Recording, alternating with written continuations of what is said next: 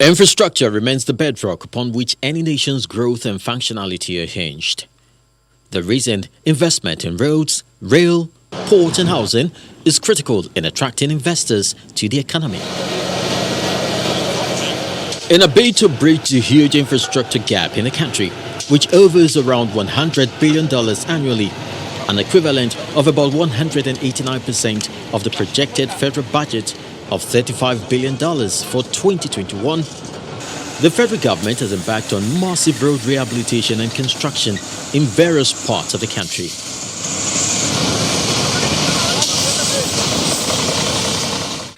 In November 2020, the Federal Executive Council approved 87 billion naira to upscale road projects across the 6 geopolitical zones, which exclude the Lagos-Ibadan Road Project and the Second Niger Bridge, which are under the Presidential Infrastructure Development Funds. What I can say for sure is that substantial progress has been made. You cannot compare the state of the roads about 2-3 years ago with what we are having today. Just go to Apapa Oshodi and see the progress. Some 2 years ago, it wasn't like that. Nobody was even going towards Apapa axis. But now, people can move in there because all the completed sections have been open. Even on Lagos-Ibadan, you can see, compared to what it was 2 years ago, there are lots of areas that have been completed, expanded. And then, as you move towards Ibadan, you see a lot of, even go to Bini Shagamu, towards Ajeban, you see a lot of progress have been made, even on Third Mainland Bridge. While budgetary allocation has remained largely insufficient in financing infrastructure, various tools including the Sukuk bond, tax credit regime, and Nigeria's Sovereign Investment Authority are becoming prominent. These have offered the country funding alternatives, which can still be improved upon through private sector participation. Post-pandemic, my own estimation is that if we don't ramp up spending on infrastructure, we will fall further behind. A country can either stay stagnant, fall behind, or catch up with those who are running faster.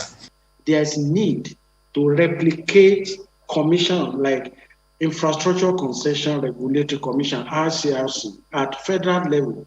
All states should have that and come out with legislation that will protect the investment of private sector.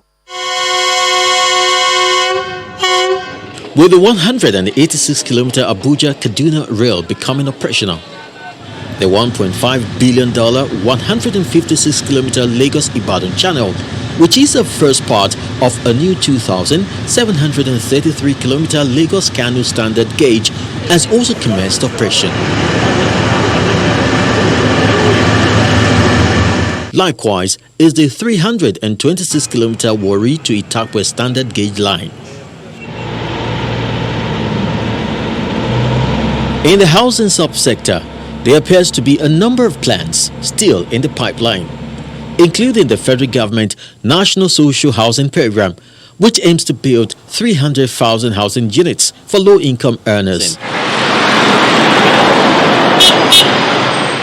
The constant congestion at the Apapa and Tinkan ports in Lagos is exerting a lot of strains on the nation's economy, as cost of cargo shipment has risen by over 500%.